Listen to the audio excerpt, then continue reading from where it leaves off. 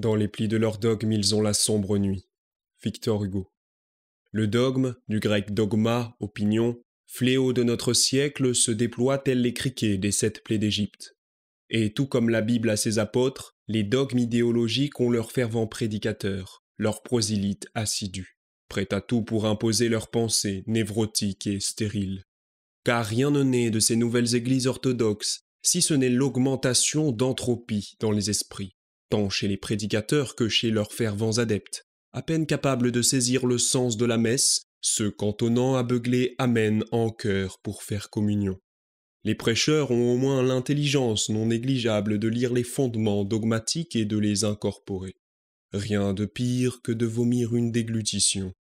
Évidemment, tous ces dogmatiques s'inscrivent dans une démarche de libération des mœurs déshumanisantes.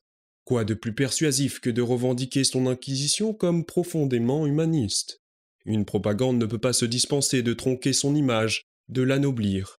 Le langage se voit modifié, une novlangue est employée pour redéfinir ce qui est établi. Les cerveaux, du moins ce qu'il en reste après l'intoxication quotidienne que l'on s'inflige, sont court-circuités par des sens communs multiconceptuels, inclusivité, vivre ensemble, facho, etc.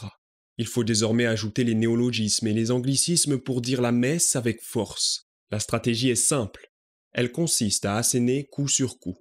Plus les mots sont présents dans l'espace public, plus ils se voient appropriés par la masse. Plus la signification s'efface au profit de ce qu'ils représentent et l'image qu'ils renvoient, et plus les mécanismes de réflexion sont parasités par les mécanismes grégaires, excommuniant l'ensemble de ceux qui font l'écart à la norme. Dès lors, même le désintérêt est un affront, le doute est un péché, le débat un démon qui doit être banni du sanctuaire. La contradiction argumentée, Satan lui-même. Et qui irait de son plein gré s'entretenir avec le diable en risquant l'exil, le bûcher ou la potence? Le groupe auquel nous appartenons n'est pas moins effrayant que l'idée même du malin. Tout bon gourou sait qu'il est préférable de garder ses adeptes au sein de ses murs, en sachant que plus la croyance se renforce, plus le groupe fait pression sur l'individu et plus la prison mentale se renforce, à tel point qu'elle devient aussi impénétrable qu'Alcatraz, et il est plus facile d'y rentrer que d'en sortir. Vous vous demandez quels sont les dogmes qui font couler mon fiel? Tous.